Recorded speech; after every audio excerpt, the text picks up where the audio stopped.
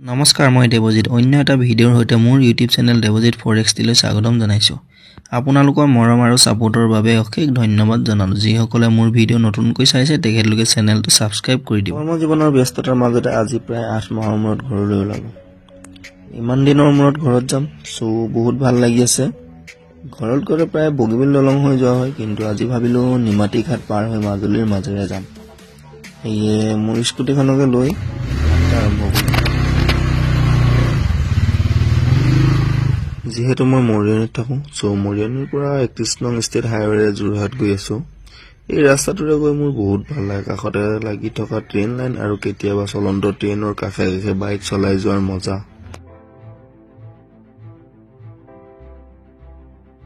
এয়া আহি যোৰহাট টাউন সোমাইছো যোৰহাট চহৰৰ অন্য এটা সৌন্দৰ্য হৈছে চহৰৰ মাজতে থকা এই দলংখন পাৰ হৈ এটা ৰাস্তা আছে এই ৰাস্তাটোৰে আজি যাম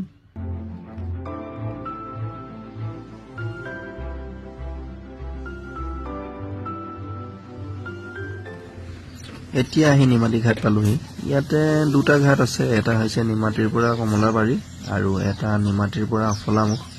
ফেৰীত যাবৰ বাবে টিকট কৰি ললো এতিয়া দাদাজনে মোৰ স্কুটিখন ফেৰীত উঠাই দিলে আৰু মইও ফেৰীত উঠি ললো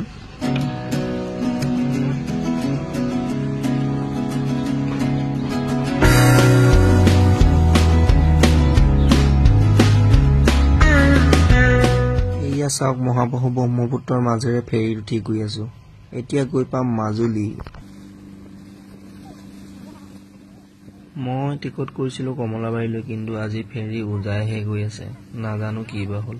হয়তো পানী কম হোৱাৰ বাবে আগৰ ঠাইত ফেৰী নাযায় চাগে আজি ফেৰী যোৰহাট মাজুলী সংযোগী দলং বনাই থকা ঠাইতে ৰখাব বোলে আমাৰ ফেৰীৰ কাষেৰে এই ফেৰীখন পাৰ হৈ গৈছে ফাইনেলি আহি পাইছো এই মাজুলী ইয়াতে ফেৰীৰ পৰা নামিম আগত ইয়াতে নাৰাখিছিল এতিয়া নতুনকৈ এইখিনি ঠাইত ঘাট বনাইছে বালিৰ মাজত ৰাস্তা বনাই দিয়া সিস্টেম চাওক বিৰিনাবাৰী ৰাস্তা বনাই দিছে এইবোৰে দলঙৰ খুঁটা হয় খুঁটাৰ কাম প্ৰায় শেষেই হৈছে মাজত মাত্ৰ 3টা মানহে বাকী আছে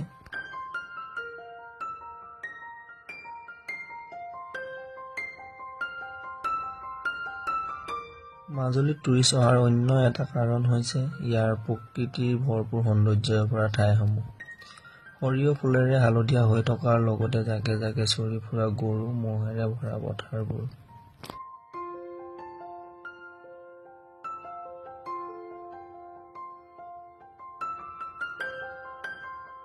আহি এতিয়া পালোহি মোৰ হোম ডিষ্ট্ৰিক্ট মানে মাজুলী আৰু লখিমপুৰৰ সীমা মাজুলীক পৃথিৱীৰ সৰ্ববৃহৎ নদীদ্বীপ কৰা অন্য এটা সুঁতি হৈছে খেৰকটীয়া সুঁতি এই খেৰকটীয়া সুঁতিটো বহুতে হয়তো চিনি নাপায় বলক আজি আপোনালোকক খেৰকটীয়া সুঁতি দেখাম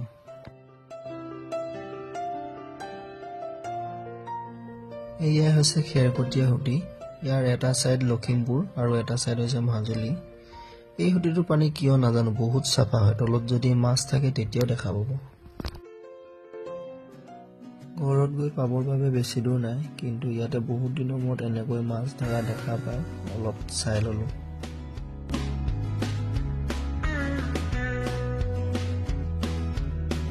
ফাইনেলি 8 মাহৰ মূৰত আপোন ঘৰখন পাই গ'লো আজিলৈ ভিডিঅ'টো ইমানেই